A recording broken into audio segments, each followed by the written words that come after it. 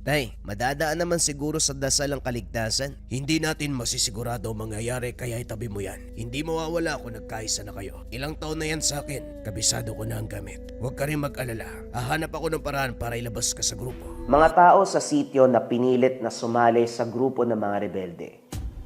Kapag hindi sila sumali mga kabayan, papatayin ang buong pamilya nila. Ito ang naranasan ng ating bida. Tiniis lahat ng kalupitan, lahat ng utos sa samahan. Pero kasabay din ng lahat ng ito mga kabayan, sumabay pa ang mga nilalang na gumagaya sa wangis ng isang tao. Pero uubra kaya lahat sila sa tinatagong tangan ng ating mga bida na bertud na kuko ng pusa at bertud ng mata ng pusa. Yan ang ating tutungayan sa kwentong ito. Mga kabayan, iniimbitahan ko kayong lahat sa ating Facebook Live dito sa official Facebook page ng Ang Ninuno. Mapapansin nyo dyan mga kabayan, merong verified badge or blue badge. Yan lang ang official Facebook page ng Ang Ninuno, Kwentong Bayan, Pintados at Likha. Yung may blue badge, verified badge. 4 p.m. mag-start ang ating live stream. Magbibigay ako ng 20 to 60% discounts sa lahat ng items sa Likha merchandise. Mga medalyon, necklace, bracelet, coins, and ornaments. Punta kayo mga kabayan para may pangregalo kayo sa Pasko. Ang kwentong ito ay hango sa totoong buhay. Mula ito sa isa nating kabayan na itago na lamang natin sa pangalang Philip. Taong 1978. Bukidnon. JD. Questionableng nakatitig si Philip sa hawak na libreta at malit na kahon. Bigay ito ng ama na si Tatay Pando. Pabaon dahil kinakailangang sumabak sa labanan kontra militar ang binata. Sa katunayan, napilitan lamang ito sa banta ng naglalakihang pangalan sa panig ng mga rebelde. Kung hindi makikiisa ang binata, babalingan ang pamilya at sila ang papatayin.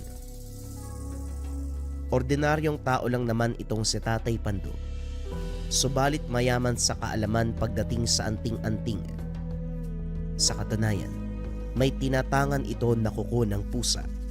Weirdo man kung pakikinggan ang gamit, pero hindi na kailangan makipagtalo pa dahil subok na ito. Maraming beses nang pinatunayan ng mga nakaengkwentro ang bisa na kahit si Philip ay namamangha. Sa puntong ito, kamot ulong nakatingin sa libreta na malaki lang ng kaunti sa lagayan ng posporo. Naroon din ng maliit na kahon na naglalaman ng 3 kuko ng pusa. Mula ito sa ama na ngayon ay pinasa. Ang totoo niyan, gustong ibalik ni Philip. Aminado naman ng binata na alam niya kung para saan ito. Ang problema ay hindi siya kampante. Naisip na baka pagtawanan ng kapwa rebelde kapag nalaman ang tungkol dito. Ilang beses nang nakasalamuha ang grupo, kilala na ang ugali ng mga ito. Ano man ang makita, gagamitin laban sa iyo para pagkaisahan ka. Ito ang bagay na ayaw maranasan ng binata. Tay, madadaan naman siguro sa dasal ang kaligtasan. Wag na po ito, baka kasi mawala ako po eh. Mahalagang bagay pa naman to para sa inyo. Wika ni Philip. Iho, hindi naman sa kinakalaban ko ang Diyos. Ang sa akin lang may dagdag proteksyon ka. Hindi natin masisigurado ang mangyayari kaya itabi mo yan. Hindi mawawala kung nagkaisa na kayo. Hindi naman ito mahirap na kasama. Ilang taon na yan sa akin, kabisado ko na ang gamit. Hayaan mong samahan ka nito sa bawat laban na susungin mo. Huwag ka rin mag-alala. Hahanap ako ng paraan para ilabas ka sa grupo.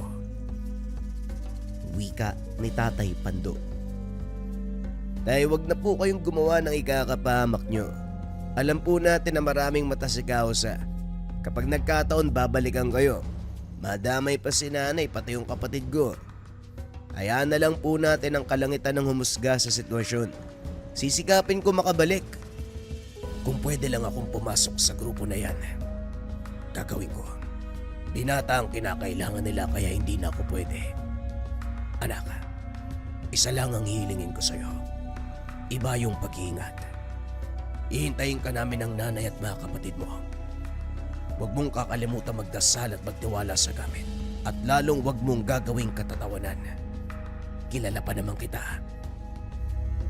Kamot ulong napangisi si Philip. Ilang beses niya na kasing pinagtawanan ang kuko ng pusa. Maya-maya pa naganda na para sa pag-alis. Hinatid ng ama sa kabundukan. Sa paanan palang tanaw na ang taga-bundok. Biktima rin ang mga ito ng kilusan. Nagsisilbing tagatid sundo ng mga bagong recruit. Ginamit para hindi mahalata ng hukbong militar. Hindi rin basta-basta nakakababa ng bundok ang mga rebelde. Si Philip lang ang lumapit sa kanila at umuwi na si Tatay Pando. Nang makaharap si Mang Antonio, mababaka sa tingin nito na naaawa sa sitwasyon. Nakakalungkot malayo sa pamilya, lalo na kung sa ganitong kapalaran ka dadalhin. Ipagdasal mo na lang pagkatapos ng unang laban, pagmukain mo na namatay ka. Alam mo na siguro ang pinupunto ko. Tumango si Philip. Ito rin naman ang paalala ng ama. Hindi na makapag-antay ang binata sa pagsabak. Habang naglalakad patungo sa kuta, hindi na iwasang dumaldal. Madali kausap si Mang Antonio dahil marunong itong makisama. Mang Antonio, bakit po pala pinili niyong maging tau-tauhan ni Kausa? Hindi po ba kayo natatakot na malaman ng militar na nagtatrabaho ka sa kanya? Baka mamaya, iba ang pagkaintindi nila sa sitwasyon mo. Kung gustuin kong umalis, pwede naman, kaso may pinangahawakan akong salita. Ang lupang ito, ang una't huling inapakan ng aking asawa. Nangako kami sa isa't isa na kung sakali mang may mauna sa amin sa kabilang buhay, hindi aalis sa lugar na ito ang naiwan. Sa lupang ito kami mamamatay, kahit hindi sabay. Kahit na araw-araw kayong pinagbabantaan ng mga rebelde. Ginagalang ko po ang pangako sa yumaon yung asawa pero kung kaligtasan ng buhay ang pag-uusapan, mainam po siguro na lumayo na kayo. Ikaw na rin ang nagsabi na kung gugustuhin mong umalis, pwede naman. May isa pa akong rason, iho. Bagay na hindi ko pwedeng bitawan. O siya, bilisan na natin ang paglalakad. Kalupitan ang aabutin natin kapag natagalan sa daan. Hindi na lamang nagsalita si Philip. Binilisan ang lakad hanggang sa makarating ng kuta. Malayo pa lang marami nang nakabantay. Nagkalat din ang mga bitag na kapag nagkamali ka hihilahin ng lubid paitaas. Nariyan din ang nakakamatay na palaso. Mula kay Mang Antonio, ipinasa na siya sa grupo ng rebelde. Ito ang sumama sa kanya patungo sa loob. Maraming mga binata na edad 15 hanggang 20. Takot ang mababanaag sa pagmumuka ng mga ito. May iilan na nakahandusay matapos manlaban para tumakas. Marami na rin ang nakatanggap ng pasa. Kagad sinimulan ang pagpupulong. Mismong pinuno ng grupo ang nagsalita. Si Kausa. Hindi lang makita ang muka dahil sa takip. Mata at mga kamay lamang ang nasisilayan. Ganon din naman ang lahat ng kasapi. Pagkatapos ng pagpupulong, isa-isang binigyan ng alyas bilang halili sa pangalan. Isinama sa pag-abot ang balisong at armas. Pinapila para sa pagsasanay ng pamamaril. Nagpakitang gilas kagad si Philip. Sa katunayan dating militarang tiyuhin, ang iniwang armas nito ay kinuha niya. Tinuruan ang sarili kung paanong humawak. Wala pang hudyat, pero tumba na kaagad ang mga lata na siyang target. Nakita ito ni Kausa.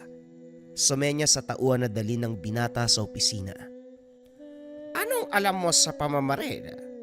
Kung humawak ka parang ilang taon nang nakikipagsapalaran sa tikmaan. Anong kwento ng buhay mo, binata? Lihim na napangiti si Philip. Ito ang inasahan niya sa pagpunta. Pagkatiwalaan siya para makakuha ng impormasyon na siyang makakasira sa grupo. Dating militar ang syuwin ko. Nag-uwi ng baril. Lihim kong pinuslit para paglaruan. Huwag ko kayo mag-alala. Patay na ho ang syuwin ko. Kaya wala na akong koneksyon sa militar. Kung nais niyong makita ang armas bilang patunay sa aking salita, bisitahin niyo na lang po si tatay sa bahay. Gusto ko ang pagiging prangka mo pero hindi yan magagamit sa lahat ng oras.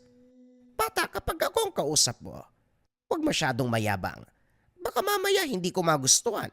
Putulin ko ang dila mo. Patawad ho. Hindi ko po sinasadya. Magpakitang gilas ka ngayon. Makikita mo ba sila? Malayo ang kinalalagyan pero siguraduhin mong aabot ang bala. Itumba mo lahat. Nagulat si Philip nang biglang hagisan ng armas. Tinuro ni Kausa ang grupo ng tauhan na nagbabantay sa bukana. Nagtitipon ang mga ito para sa tanghalian. 7 lahat ng bilang nila. Seryosong seryoso ang pinuno. Nakaramdam ng takot ang binata dahil tinutukan na rin siya ng baril sa ulo. Nanginginig na tinoon ang armas sa pwesto ng mga tauhan. Mahabang katahimikan ang sumunod. Ilang beses napabuntong hininga. Panay lunok. Panay sulyap sa baril na nakatutok sa ulo. Labag sa kalooban ng binata kaya naman sinubukang makipag-usap sa pinuno. Binaliktad ito. Gumante ng tutok. Huwag na po nating bawasan ang bilang ng mga tauhan nyo. Nagdagdag nga ho kayo para madagdagan, hindi ba? Kung gusto nyong makita ang pagbaril ko, gawin natin sa gubat. Ibuhos ang bala sa mga ligaw na hayop. Binaba ni Kausa ang baril. Sumunod ang binata. Ginulat ng sampalin bigla. Marunong ka rin pala mag-isip. Yan ang hinahanap ko. O siya, dalhin mong baril na yan sa labas. Magpasama ka kay Antonio. Manghuli ng ligaw na hayop at dalhin mo rito para gawing pagkain. Nakampante si Philip kahit nasampal. Nagmamadaling hinanap si Mang Antonio at sinabi ang pinapagawa ng pinuno. Walang reklamo ang matanda at kagad sumunod. Naglakbay sa pinakamasukal na bahagi kung saan madalas dumaraan ang mga ligaw na hayop. Tahimik na nanonood si Mang Antonio, samantalang pumwesto na ang binata upang lumitaw ang baboy ramo nang umatngat ng iba pang hayop. Nang masiguro ang pagtutok ng baril, walang pagdadalawang isip na pinihit ang gatilyo. Sapul sa ulo, tumba ang hayop. Ngiti-ngiti ang binata. Nagmamadali sa pagtayo pero bago makalapit, pinigilan siya ni Mang Antonio. Hindi ba may tinatangan ka riyan?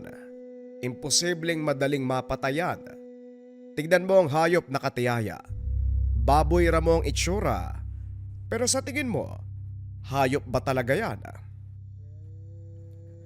Tanong ng matanda na nagpagulo kay Philip.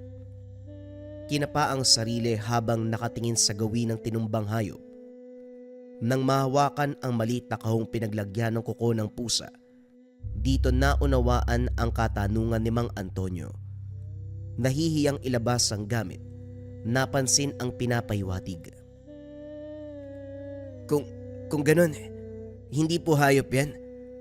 Aswang po ba o elemento?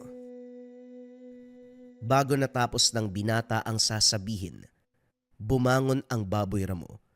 Sa puntong ito pinakita ang tunay na wangis. Nanlilisik ang mga mata. Naglalabasan ang matutulis na ngipin. Nakakakilabot ang presensya. Walang pasabing sumugod. Alisto si Philip. Tinutok ang baril pero lumusot lang ito sa katawan ng halimaw. Natataranta dahil malapit na sa kinalalagyan. Nang tatakbo na sana, napasulyap kay Mang Antonio na tinanggal ang piring sa kaliwang mata. Sa simpleng kilos na ito, kusang umatras ang nilalang. Sa kuryosidad sumilip ang binata. Napanganga sa natuklasan. Kakaiba ang mata ng matanda. Katulad na katulad sa mata ng isang pusa. Normal naman ang kabila.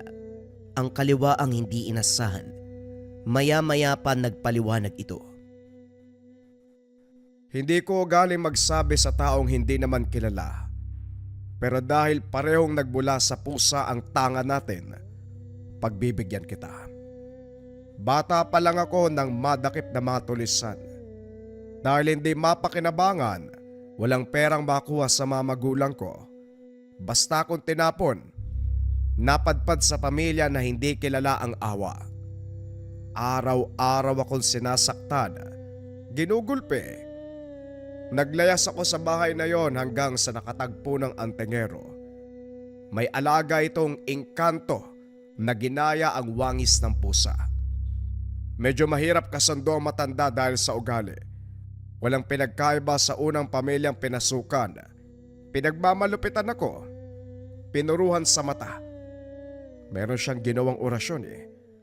Nakatakas ako pero nakita ko na lang na ganito na ang kaliwang mata. Natakot ako kaya piniringan. Buong akala ko, ito ay kamamatay pero sa hindi may paliwanag na takbo ng buhay, nagamit ko ito bilang proteksyon at siguro alas sa pagkakaroon ng mahabang buhay. Kung hindi mo na itatanong, sobrang tanda ko na. Nakanganga ang bibig ni Philip habang nagbabahagi ang matanda. Hindi lang yun, isinalaysay ang kakayahan ng mata. Tinawag itong mata ng pusa. Wala namang pinagkaiba sa aktwal na pusa ang bisa. Malikse ang kilos. Matalas ang paningin. Pang-amoy pagdating sa kalaban. Hindi rin basta-basta nalalapitan ng mga elemento, bagkus kinakatakutan pa. Dumako ang tingin ni Philip sa hawak na kahon. Binuksan ito at inilahad ang mga kuko ng pusa. Inilabas na rin ang libreta at sa unang pagkakataon, nasilip ang nilalaman. Kamot ulong sinuri ng tingin ang mga letra na kung hindi baliktad, isa lang ang nakasulat sa pahina. Natatawa si Mang Antonio nang makita ang reaksyon ng matanda. Sigurado na akong baguhan ka. Kakabigay lang sa'yo ng tangan ano. Ang maipapayo ko, aralin ang libreta para matutunan mong paganahin ang gamit mo. Gumagana naman ang gamit pero iba kapag kabisado mo ang nilalaman ng libreta. Magagawa mo mga bagay na hindi mo lubos maunawaan. Talaga ho ba? Kagaya ng ano naman, mautusan ko ba tong bilugin ng ulo ni Kausa tapos kusa siyang pasukuin sa mga militar? Ay naku, pambihirang bata to. Hindi ganyan. Hindi saklaw ng mutya ng pusa ang ganyang kakayahan. Liksi, bilis, talas ng pang-amoy at paningin, karagdagang lakas sa lahat ng pakikipaglaban. Ano ba naman yan? Tignan nyo nga itong hawak-hawak ko. Yung mga nakasulat dito bali-baliktad. Hindi ko nga maintindihan, baka mabaliw pa ako kakabasa dito eh. Kung sino man na nagsulat nito parang hindi nakapag-aral. Natahimik si Philip nang mapansin ang titig ng matanda. Agarang humingi ng tawad. Ipapayo ko lang na huwag kang magsalita laban sa banal na gamit. Ang ganitong libreta, tinuring na banal na lihim na karunungan. Hindi mo man nauunawaan, respetuhin mo sana. Kung pagbasa at pag-intindi ang pag-uusapan, kailangan taimtim ka at maiparamdam sa gamit ang pagiging totoo at kursunada sa pagkatuto. Hanggang sa hindi mo na lamang mapapansin na uunawaan mo na ang lahat. Hindi mo rin kailangan magmadali. Naniniwala ako na magagawa mo yan. Sa sinabi ni Mang Antonio, nakaramdam ng tawag ng responsibilidad ang binata. Yung tipo na wala naman sanang pakialam pero para bang kinakailangang gawin. Matapos pag-usapan ng mga bagay-bagay, bumalik sa pangangaso para makahuli ng ihahandog sa pinuno. Hindi nahirapan ng binata dahil mahusay si Mang Antonio. Makaraan ang ilang oras sa gubat, nakahuli ng baboy ramo. Pero imbis na matuwa si Kausa, lupit ang inabot ni Philip. binugbog ng mga tauhan. Hindi tinigilan hanggang sa walang umagos na dugo. Gumapang na lamang ang binata, nagmamakaawa sa paanan ng pinuno. Pinahinto na ang mga tao. Gusto ko lang malinawan ka, bata. Ang sinabi ko kasi, ihuli mo ko ng panghapunan. Pero ano ang nakarating sa aking balita? Si Mang Antonio ang nanghuli.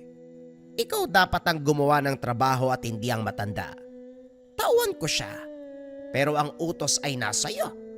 Sana hindi sasama ang lobo sa parusang ito. Isa-isip mo ang utos. Ilagay mo sa utak mo. Sige na. Dalhin nyo na yan sa barong-barong niya. Bigyan ng damit, tubig at makakain. Bantayan nyo maigi, baka tumakas yan. Matapos maihatid sa barong-barong, nagtaka ang binata dahil bago ito. Hindi sa pwesto na nakatoka sa kanya nang ituro ang tulugan kanina.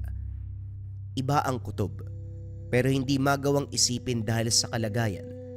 Masakit ang buong katawan. Napapamura matapos dumura ng dugo. Buwisit kang kausa ka. Kung alam ko lang kung paano paganahin ang mutsyang hawak ko, malamang kanina ka pa pinaglalamayan. Utos sa akin hindi kay Mang Antonio neknek mo. Pasalamat ka nga may inuwing pagkain sa'yo eh. Pareho lang naman yun. Wika ng binata. Tumahimik din nang pumasok ang tauhan ng pinuno. Nagbigay ng pagkain, tubig at damit. Nagtataka dahil may mga gamot na nakasipit sa damit. Bago pa makapagtanong ay nakaalis na ang lalaki. Pagkatapos ayusan ng sarili, sumagi sa isipan ang napag-usapan nila ni Mang Antonio. Tinitigang mabuti ang libreta. Inabot ng ilang oras ang pagtitig dito. Ano mang gawin, hindi magawang basahin. Kung hindi kasi magulo ang mga letra, isa lang ang nakasulat sa pahina. Naiiling na ibinalik na lamang sa pagkakatago. Hindi sumali sa pagsasanay ng pamamaril. Piniling maupo sa tabi para ipagpahinga ang sarili. Hindi rin siya pinilit na mga rebelde. Habang nanonood sa kapwa bihag, tahimik itong tinuruan ng tamang estratehiya sa paghawak ng armas. Sa paglipas ng oras, biglang napatayo ng kalabiti ng pinuno. Hindi na malayan ang paglapit nito. Ano sa tingin mo ang ginagawa mo? Mataas ba ang ranggo mo para maupo-upo ka lang? Tumayo ka roon, dalian mo! Sa tono nito, walang nagawa si Philip kung hindi sumunod. Masakit man ang katawan, sinikap makalakad at tumayo sa harapan ng hanay ng mga lata. Sa puntong ito, isa siya sa target. Sa utos ng pinuno, naganda ang mga kalalakihan para sa pagpihit ng gatilyo. Napapikit na lamang ang binata. Sunod-sunod ang pagputok. Nanginginig sa kinakatayuan. Ilang sandali pa ubos na ang mga bala. Dahan-dahang pinakaramdaman ng sarili, nakahinga ng hindi man lang tinamaan. Ito din ang pinagtataka. May iilan sa mga bihag na marunong patamaan ng target. Inisip na lamang na baka kinaawaan siya. Subukan niyong sumaway. Matutunad kayo sa binatang yan. At ikaw naman sa susunod na magbatigas ka, ipapalibing kita ng buhay. Nagkakaintindihan ba tayo? Opo, hindi na po mauulit. Patawad po, kausa. Anong kausa? Pinuno. Pinuno ang itawag mo dahil yon ang posisyon na hinahawakan ko. Hindi dahil hinangaan kita, lalaki na ang ulo mo. Pwede kitang patayin ngayon din, gusto mo ba? Umayos ka. Kumukulo ang dugo ko sa'yo. Tumango na lamang si Philip. Magsasalita pa sana subalit kinaladkad pabalik ng barong-barong. Walang lugar ang pasaway rito, iho. Akala ko ba alam mo na ang bagay na yon bago ka pa pumasok sa kuta na ito? Bawas-bawasan mo ang pagiging kampante. Hindi na ito ang tahanan kung saan ka lumaki. Magpahinga ka sandali. Dadaling kita sa gubat dahil may utos ang pinuno. Na naman, hindi ba niya nakikita ang kalagayan ko? Bugbog sarado na nga, utusan pa. Hanggat buhay ka, kikilos ka. Yan ang kalakaran dito. Sikaw sa ang batas. Tagasunod lamang tayo. Dalian mo na lang para hindi na madagdagan ng parusa. Kapag nakita niya na nandito pa tayo, panibagong pasa uli ang matatanggap mo. Napabuntong hininga si Philip.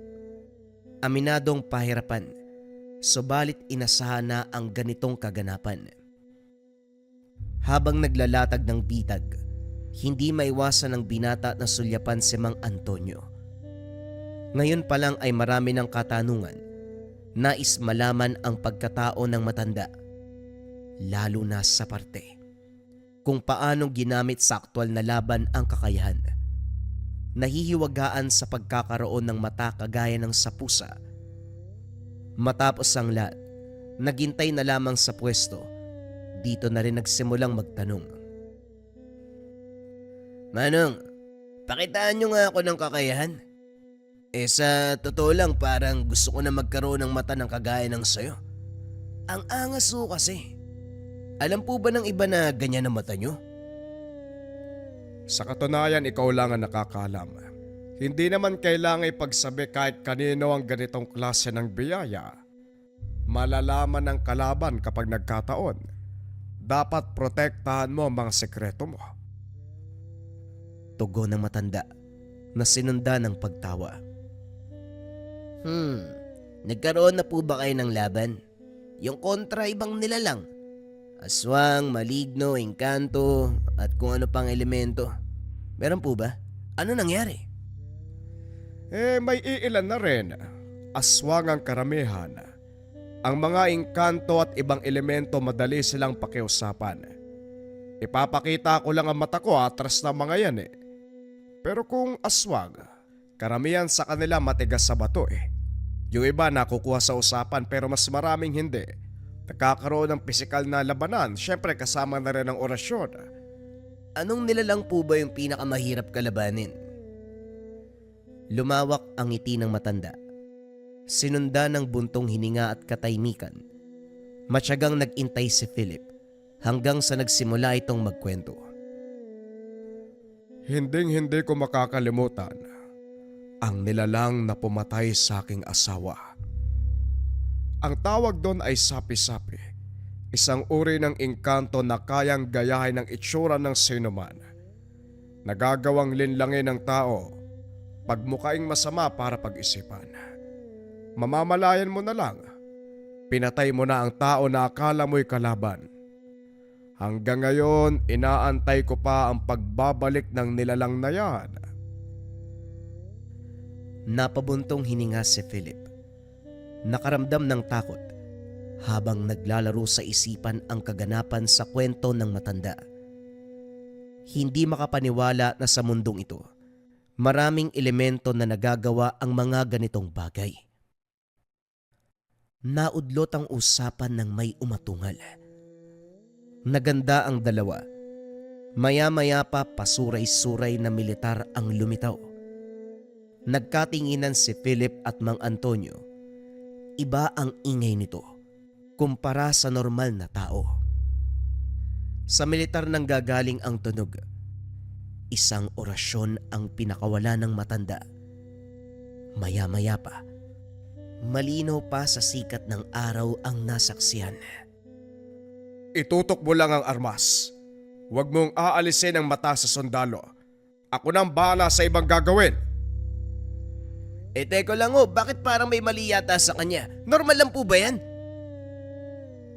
Matapos ang tanong, napakapa sa bulsang kinalalagyan ng gamit. Dito napagtanto kung ano ang ibig sabihin. Si Philip na rin ang sumagot ng sariling tanong. Kinakabahan man, maigi ang pagtutok ng baril sa sundalo. Sa kabilang banda, kalmado ang paglapit ni Mang Antonio. Inihipan ng 3 beses ang gawin ng sundalo. Hindi naglaon ay humarap ito sa kanya. Napangiti ang matanda. Isa pang ihip ng dasal. burado ang panlilinlang nito. Huwag ka na magpanggap. Nakikita ko ang tunay mong itsura. Lahi mo ang matagal ko nang inaantay. Nasaan yung may peklat sa mukha? Nais ko siyang makausap. Inasahan ng matanda na hindi ito sasagot. Hindi nakakapagsalita ang sapi-sapi. Sumugod dito taglay ang kakayahan ng isang sundalo. Lakas at husay sa pamamaril. Mano-mano din ang naging laban. Kamao sa kamao. Hindi natrasan ni Mang Antonio nang mapagtanto nito na daig sa pisikal na lakas. Kinargahan ng bala ang baril at walang tigil sa pagpapaputok. Nanlaki ang mga mata ni Philip. Ilang bala na ang tumama sa katawan ni Mang Antonio pero hindi man lang ito dumaing. Nanatiling nakatayo sa harapan ng nilalang. Sinalo ang bawat bala. Nang makabuelo si Mang Antonio, isang saksak ng balisong, tumba ang kalaban. Kitang-kita mismo ni Philip ang paglabas ng animoy kaluluwa mula sa katawan ng sundalo. Kagad itong naglaho sa hangin. Pero si Mang Antonio, nagmamadali sa pagsugod. Sumunod na rin ang binata. Maya-maya pa hindi makapaniwala sa nasaksiyan. Ang malakaluluwang imahe ay nagkaroon ng sariling katawan. Kumbaga, anino na sobrang itim. Taglay ang hugis ng tao. At hindi lang yun. Sobrang bilis ng kilos nito. Nang mapalingon sa gawin ni Mang Antonio, kumaripas ng takbo. Pagdating sa unahan umakyat sa puno, lumambitin sa mga sanga hanggang sa naglaho. Manong, ano pong klase ng nilalang yun? Grabe sumapi sa sundalo nagkaroon ng katawan Tapos nakakakyat na ng puno. Anong pangalan nun? Ito nga yung sinabi kong sapi-sapi. Ngayon malinaw na sa iyong imahe ng nilalang. Yun ang pinakamahirap talunin para sa akin. Masyadong mabilis. Hindi naaabutan kahit tabulin. Nakita mo naman, hindi ba? Ano po ba yun? Engkanto? Aswang? Anong klase ng elemento yun? Engkanto na pinaniniwala ang nagmula sa Biringan. Narinig mo na ang tungkol sa misteryosong lugar na ito, hindi ba? Biringan? Parang ang layo ng nilakbay. Nasa bukid doon tayo Kaya nito makapaglakbay sa malalayong lugar dahil para sa mundo nila. Konektado lahat ng kagubatan. Saan man nila gustuin makakapunta sila. Hindi mo binaril yung sundalo kanina, inaantay ko pa naman. Kasi baka matamaan kayo. Nag-iingat lang ho. Mano nga pala, kinausap mo yun. Hinanap mo ang sapi-sapi na may peklat sa muka. Yung po ba ang pumaslang sa asawa nyo? Oo. Hindi ko makakalimutan ang sandali na nagkaharap kami. Sakto lang na tinamaan ko sa muka. Tapos nakatakas na. Swerte nga napatamaan ko Ang tanong, babalik pa po ba yun? Mamaya nag-aantay kayo sa wala Walang masama kung hahawakan mo ang sariling paniniwala. Balang araw, makakaharap ko muli ang engkantong yon. Kapag nangyari, bibigyan ko ng hustisya ang kamatayan ng aking asawa. Napabuntong hininga si Philip. Maya-maya pa bumalik na ang dalawa sa trabaho. Pasan-pasan ang nahuling baboy ramo at ligaw na mga manok. Habang binabaybay ang daan pabalik ng kuta, nasipat nila ang hukbong militar na umaaligid. Sinuri ang bawat lugar. Kumalma si Philip. Hinayaan si Mang Antonio na makipag-usap sa mga ito. Sa kabutiang palad wala ito masyadong tanong. Sa tahanan muna ni Mang Antonio tumuloy upang hindi pa ginalaan. Kaso nga lang, hindi nakaligtas si Philip sa titig ng sundalo. Lumapit ito at nagtanong. Iyo, ilang taon ka na? Alokin sana kita. Agaw pansin ang hubog at ugali mo. Pwede kitang ipasok sa militar kung gusto mo. Pag-aaralin pa kita. Natulala si Philip sa alok ng sundalo. Buong buhay niya. Minsan ang pinangarap ang maging militar. Matutuwa na sana kaso biglang nagbago ang isipan. Pasensya na ho kayo, sir. Gusto ko mamuhay ng tahimik. Hindi po madali ang trabaho ng isang sundalo. Sa sabak sa gera, bawat laban buhay ang nakataya. Mas pipiliin kong manatili sa tabi ni tatay. Bahala na kung walang makain sa araw-araw basta malayo sa kaguluhan. Sumingit naman si Mang Antonio para maging kapani-paniwala. Sir, kahit ako man po, aayaw sa alok nyo. Bata pa ang anak ko. Ayoko maranasan niya mga bagay na kinaharap ninyo. Isang karangalan ang manilbihan sa bayan. Subalit hindi lahat ng mamamayan nakalaan para maging bayani. Pasensya na po talaga kayo. Walang problema, nauunawaan ko kayo. Nga pala, mauna na kami. Kung sakali man na may malaman kayong kuta ng kalaban, huwag kayo magdadalawang isip na magtungo ng bayan. Sabihin nyo sa otoridad, magkaisa po tayo para ipaglaban ng ating bayan. Ngumiti na lang ang dalawa habang hinahatid ng tanaw ang grupo. Matapos ang engkwentrong yun, pinalipas ang ilang oras bago bumalik ng kuta. Katulad ng inasahan, hindi pinalampas ni Kausa. Pinabugbog sila sa kabila ng pagdadailan na nakasalamuha ang mga sundalo. Sa nangyari, ito ang nag-udyok kay Philip na sikaping aralin ang libreta, paganahin ang tanga na mutya. Magmula ng araw na yon naglalaan na ng oras tuwing gabi. Hindi naging madali. Sumasakit ang ulo habang pilit inunawa ang mga sulat. Nang makita muli ni Mang Antonio, nagtanong ng paraan. Lalong naguluhan ng abutan siya ng salamin. Hindi nakapag-usisa dahil maraming nagbabantay sa bawat kilos. Buntong hiningang nakatitig sa sariling refleksyon. Kanina pa nakatingin sa salamin. Maya-maya pa nagkaroon ng ideya. Binuklat ang libreta at hinanap sa salamin. Hindi makapaniwala nang luminaw ang mga salita. Dire-diretso ang pagbasa ng hindi nasasamid ang dila. Tuwang-tuwa habang sinasaulo ang bawat pahina. Ito ang sitwasyon ng binata sa loob ng halos isang buwan.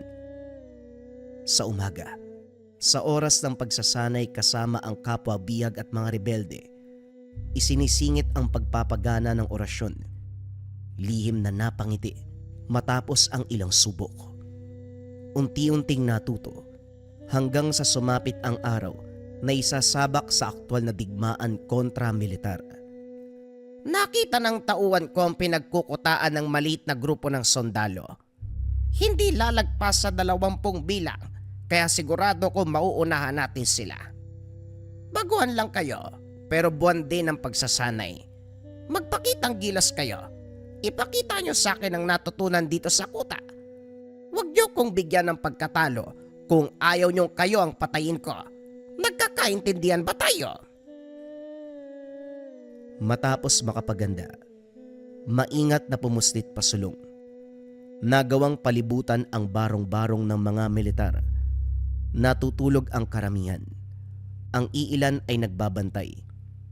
Sa kabila ng pagbabantay, hindi pa rin namalayan ang galaw ng mga kalaban. Maya-maya pa sumenyas ang tumatayong leader nila Philip. Pagbilang nito, humudyat para sa pagpapaputok. Kanya-kanya sa pagpit ng gatilyo, subalit iba ang plano ni Philip. Inuna sa pagtumba ang leader ng rebelde, sinayang ang bala sa pagpapaputok sa hangin. Siniguradong walang sundalo na matatamaan. Sinasagi ang mga kasamahan upang sa ibang direksyon lumipad ang bala. Nang mapuruhan ang karamihan sa mga sundalo, sinubukan ng binata ang orasyon. Sa kabutiang palad ay gumana rin. Pansamantalang nawala sa wisyo ang mga kasamahan. Dito nakatakas ang natitirang sundalo. Tama lang na nakaalis. Natauhan ang mga rebelde. Kinarga pabalik ng kuta ang katawan ng nasawing militar. Nagsisilbing patunay para hindi magalit ang pinuno. Natuwa ito dahil lampas 10 ang naitumba. Pinagpahinga ang mga tauhan maliban kay Philip. Walang pasabi na sinampal-sampal. May nakapagsabi sa akin na ikaw ang bumaril kay alias Tutong. Hindi ko alam kung sinadya ba o aksidente. Alin man ang totoo, pinatay mo ang pinagkakatiwalaan kong tauhan. Pagbabayaran mo yon. Siguraduhin yung maghihirap ang inutil na ito. Huwag pakainin, sa labas patulugin, bugbugin araw-araw. Maliwanag ba? Kumilos ang mga tauhan. Kinaladkad si Philip palabas at doon sinimulan ang pambubugbog. Pinagtulungan kaya nagawa ng binata. Bumaluktot at tanggapin ang kalupitan ng mga ito. Kaso ang pinagtataka, sinaksat na't lahat-lahat. Kaunting kirot at sakit lamang ang nararamdaman. Gayunpaman piniling manahimik, indahin hanggang sa matapos ang mga ito. Iniwang nakahandusay, sakalang nakabangon ng alalayan ng isa sa mga rebelde. Ito ang nagpaabot ng damit nung gabi at muli nagbigay ng gamot. Hindi ito nagpakilala. Pagkatapos maiga sa papag na nakapwesto sa lilim ng puno, walang paalam na umalis.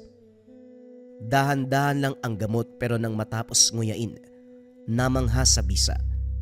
Pinisil ang sugat at pasa. Walang kirot. Grabe kung nasa ibang mundo ko. Isipin ko siguro na engkantong lalaking yun eh. Dahon lang pero napakabisa. Ang bilis ding umalis, hindi ko tuloy nakausap. Nasaan na kaya yun?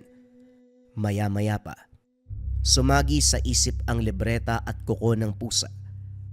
Pareho itong hinugot sa bulsa. Sinimulang bigkasin ang naalalang sulat. Makaraan ng oras, itinago ng masipat ang umaaligid na presensya. Pinakinggang mabuti ang kaluskos. Mabibigat ang bawat yabag na kahit sanga ay diretsyong nababali. Aalingaw-ngawang tunog, may biglang hihiyaw. Yung bang mababang tono na pag-angil. Tinignan ng paligid kaso nasa loob ng kuta ang mga kasama. Si Philip ang bukod tanging nasa labas. Hindi maitago ang takot, lalo na nang bumungad ang figura ng tao sa hindi kalayuan. Naglakad palapit sa kanya. Naku naman, ikaw lang pala yan, Mang Antonio. Pinapakaba niyo ako eh. Kung nandito lang kayo kanina, nako, pati kayo kukulo ang dugo sa ginawa ni Kausa. Pinabugbog ako sa mga tauhan niya. May nakapagsumbong kasi na, Manong? Manong, ayos lang ba kayo? Kunot noong tinitigan ang matanda. Malademonyo ang taglay ng ngiti. Walang kurap na nakatitig. Nang dumako ang tingin sa ibaba, naunawaan ang nangyayari. Wala itong anino, kaya natukoy ng binata na hindi ito ang Mang Antonio na kilala. Dumistansya ito. Pinulot ang armas. Matapos karga ng bala, ipuputok na sana ng maagaw nito. Saksi kung paanong natunaw ang baril sa kamay. Maya-maya pa sumugod. Diretsyong sakal. Sa napapansin ng binata, hinihigop nito ang lakas niya. Dahan-dahang binigkas ni Philip ang orasyon. Kinapa ang kuko ng pusa. Ginamit para gilitan ng leeg ang kalaban. Sa kilos na ito, nagwala ng nagwala hanggang sa nagbago ng anyo. Isang sapi-sapi, pero malinaw na nasipat ang peklat sa muka. Namumula. Animoy nagbabagang uling. Nagmamadali siya sa pagtungo ng tahanan ni Mang Antonio upang ibalita ang kaganapan. Nakita ko, sapi-sapi na may peklat sa muka. Para nga pong bagay. Yung po bang hinahanap nyo? Ang malala po niyan, kinopya pa ang itsura ninyo. Kamuntikan na nga ho ako eh. Mabuti na lang napansin ko na wala siyang anino. Malalim na hininga ang hinugot ni Mang Antonio. Naglangit-ngit sa galit. Kumuha ng patalim at lumabas. Sumunod naman si Philip. Bumalik sa kinalalagyan ng binata kanina. Tinanggal ni Mang Antonio ang piring ng mata. Sinuri ang paligid. Ganun na lamang ang pagkadismaya dahil wala na sa lugar ang nilalang. Salamat sa pagbabalita mo, iho. Ngayon na alam kong bumalik na ang sapi-sapi, hindi ako makapag-intay na makaharap siya. Sisiguraduhin kong pagbabayaran nito ang ginawa sa asawa ko. Kinopya pa ang wangis ko. Ang kapal ng muka. Huwag po kayong mag-alala. Kapag nakita ko ulit, babalita ako sa inyo kaagad. Araw ang lumipas nang muling mapasabak sa laban si Philip kasama ang mga rebelde. Sa puntong ito, buong grupo ang napalaban dahil sinugod sila sa kuta. Biglang nakaramdam ng hiya ang binata matapos masipat si Estrella sa kabilang panig. Bumalik sa alaala ang sinabi nitong alok. Inayos ang takip sa muka para hindi makilala. Sa puntong ito, walang nagawa kung hindi makipagbarilan, alinsunod sa utos ni Kausa na nasa likuran lang. Pwisit! Huwag magsayang ng bala. Bumaril kayo ng maayos mga animal. Sinalo pa ang granada. Mangmang! Ikaw bumaril ka nga. Mga pwisit! Narinde si Philip sa ingay ng pinuno. Nang mapuno, matapang na tinutukan ng baril at pinaputokan ng ulo. Nakita ito ni Estrella. Humudyat sa mga kasama na itigil ang paglusob. Tinanggal ng binata ang takip ng muka at yumuko sa harapan ng militar.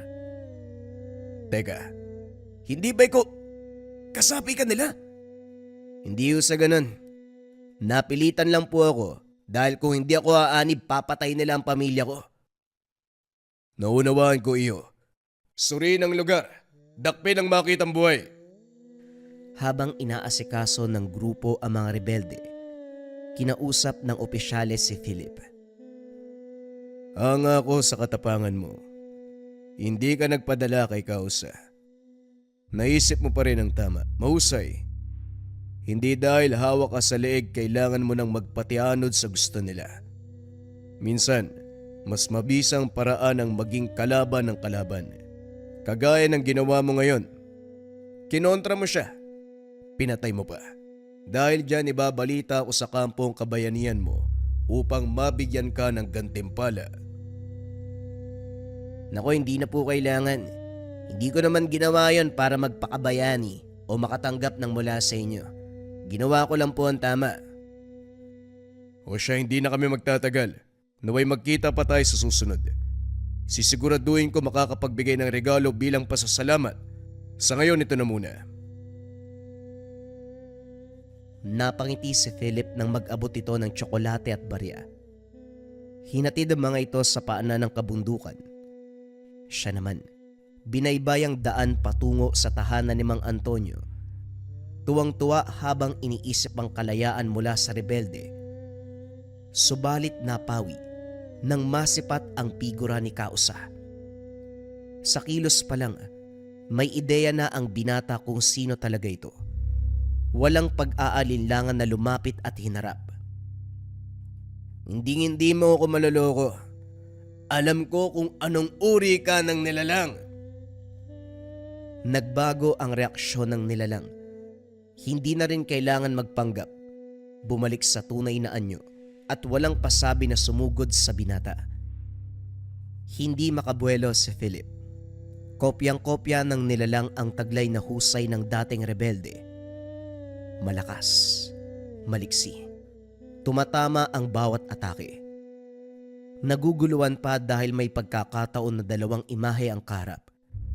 Orinal na wangis ng halimaw at figura ni Kausa.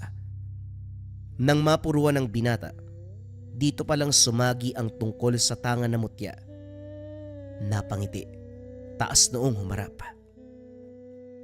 Talagang malupit ka, ha? Sige, tignan natin kung may laban ka sa kuko ng pusa. Inilabas ng binata ang 3 kuko ng pusa. Sobrang liksi, pero mahahalata ang takot sa reaksyon ng nilalang. Ginaya ni Philip ang ginawa ni Mang Antonio. Sumambit ng orasyon sabay ihip ng 3 salita sa direksyon ng kalaban. Bahagyang natawa, pero sa hindi inasahan ay gumana. Sandali itong natigilan na parabang napuwing. Sinamantala ang pagkakataon at pinatamaan ng atake. Tumagos lang dahil parabang hangin ang katawan nito. Gayunpaman hindi nakaligtas sa kuko ng pusa. Umangil ng napakalakas at nagwala. Napuruhan sa parteng tinamaan. Katulad ng nasa mukha nito, gumuhit ang nagbabagang sugat. Umalingaw-ngaw sa buong dako ang pagdaing. Hindi tinantanan, Sinugod ng sinugod. Hinagupit ng hinagupit hanggang sa sugatan na ang buong katawan. Para itong nakatayong baga, hindi na rin nakalaban, panay lamang sa paghiyaw. Para kang bulate na inasinan.